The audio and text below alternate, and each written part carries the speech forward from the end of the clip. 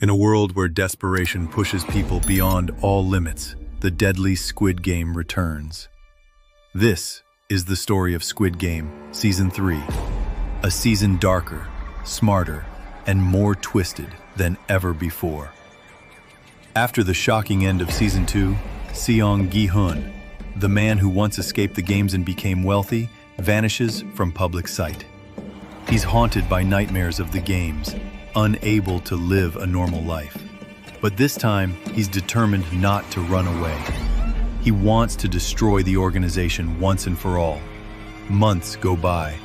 Secretly, Gi-hun collects evidence, hacks into secure networks, and tries to track down key players connected to the frontman. Eventually, he discovers that the games are expanding into new territories, and the next arena will be in the Philippines. Gi-hun decides the only way to end it is to infiltrate the games from inside. Once again, he poses as a desperate gambler, drowning in debt.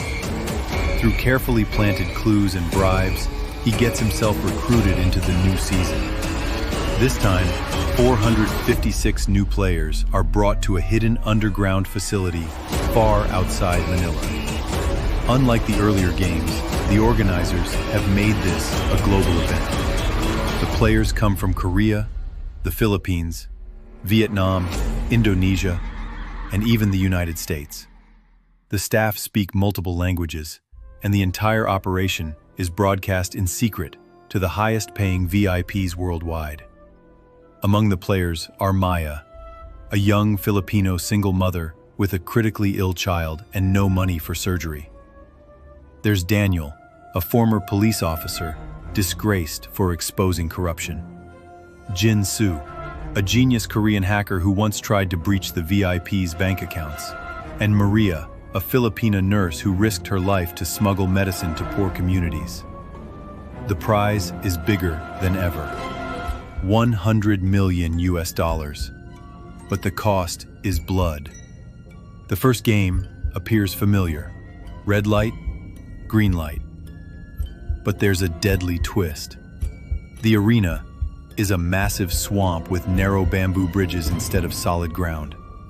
When the giant doll sings green light, players must move across these trembling bridges. But when it shouts red light, sniper rifles hidden in towers open fire. Some lose their balance and tumble into crocodile-infested waters below. By the end of the game, nearly 150 players lie dead, their screams echoing over the swamp. Gi-hun narrowly survives and pulls Maya to safety, earning her gratitude. Meanwhile, in the observation lounge, the VIPs gather. They sip expensive liquor and bet on who will live and who will die.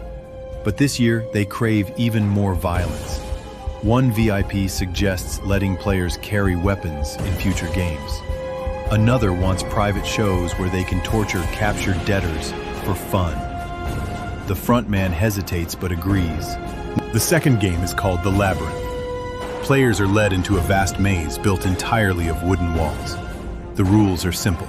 Escape in 30 minutes or die. But there's a terrifying catch. Guards dressed as players lurk inside, armed with knives and allowed to kill anyone they catch. Panic explodes as players realize they can't trust anyone. Daniel and Maria fight off an attacker together, while Jin-Soo discovers hidden doors using his hacking knowledge. Gi-hun barely escapes, saving another player who strangely resembles Se-byuk, the North Korean girl from Season 1, though it's not really her. By the end of the maze, fewer than 210 players remain.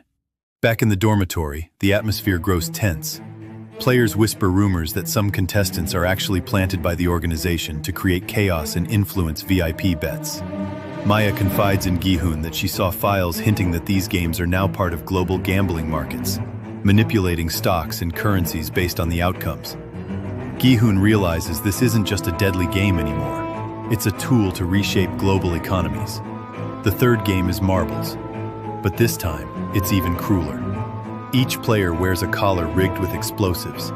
Players are forced to pair up and play a digital marbles game projected on massive screens. The winner survives. The loser's collar detonates immediately. In one corner, Daniel sacrifices himself so Maria can live. proving he still has the heart of a true cop. Gi-hun is paired against Jin-Soo, but instead of competing, Jin-Soo whispers urgently, "I hacked the VIP's offshore accounts. I have proof of everything. Take this flash drive. Expose them." Gi-hun begs him to survive, but Jin-Soo insists. He intentionally loses, and as Gi-hun screams his name, Jin-Soo's collar explodes, his blood painting the digital screen behind him. Only 20 players remain. The final game is a new version of Squid Game, a deadly Squid Game 3.0. The field is an electrified grid where each step could trigger lethal shocks. Players must advance carefully while defending themselves from attacks. Maya and Gi-hun fight their way through the grid, finally reaching the center. Suddenly, the frontman himself appears on the field. He announces that the winner of this game won't just get the money. They will be offered his job as the new frontman. It's a twisted invitation. Become the villain or die. Gi-hun refuses, but the frontman attacks, determined to eliminate him. They fight brutally on the electrified grid. Just as the frontman gains the upper hand, Maya rushes in and stabs him with a hidden blade. As the frontman collapses, he gasps, "This game will never end." Maya and Gi-hun survive the final round. The guards reluctantly declare them the winners. They're blindfolded, sedated, and dumped in a remote street in Manila. When they awaken, a bank account with $100 million is waiting for them. But there's no joy. Too many lives were lost. Too many truths remain buried. Maya and Gi-hun decide they can't just run away. Instead, they work together to leak Jin-Soo's evidence to the press. The world reacts in shock as news of the Squid Game network spreads.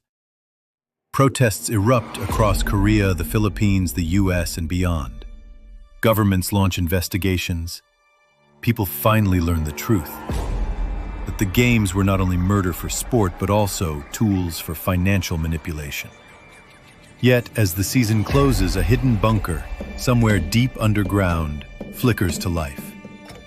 Men in golden masks watch the chaos on their screens. One speaks in a cold, emotionless voice. Begin preparations. Version 4 must be perfect. And just like that, the Squid Game continues, waiting for new players. Because in this world, as long as there's debt, desperation, and greed, the game will never end.